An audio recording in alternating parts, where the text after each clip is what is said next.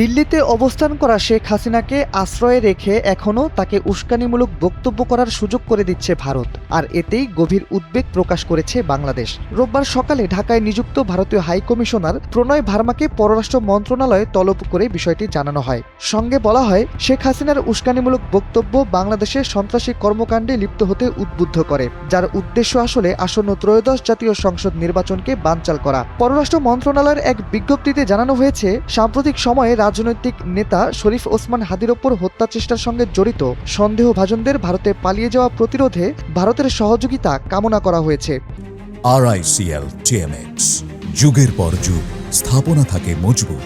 তারা যদি ভারতীয় ভূখণ্ডে প্রবেশ করতে সক্ষম হয়, তবে তাদের তাৎক্ষণিকভাবে গ্রেপ্তার ও বাংলাদেশের কাছে প্রত্যর্পণ করার অনুরোধ জানানো হয়েছে। পররাষ্ট্র মন্ত্রণালয়ে জোর দিয়ে উল্লেখ করেছে, প্রতিবেশী দেশ হিসেবে ভারত ন্যায় বিচার প্রতিষ্ঠা ও গণতান্ত্রিক প্রক্রিয়া সুরক্ষায় বাংলাদেশের জনগণের পাশে দাঁড়াবে, এটাই প্রত্যাশা। এর জবাবে ভারতীয় হাইকমিশনার বলেন, বাংলাদেশে শান্তিপূর্ণ নির্বাচন অনুষ্ঠিত হবে এমন প্রত্যাশা করে ভারত এবং এ বিষয়ে সর্বাত্মক সহযোগিতা দেবে। এ সময় বাংলাদেশ দ্রুততার সঙ্গে শেখ হাসিনা ও আসাদুজ্জামান খান কামালকে বাংলাদেশের বিচারিক বিভাগ থেকে দেওয়া দণ্ড ভোগের জন্য তাদের ফিরিয়ে দেওয়ার আহ্বান জানায়।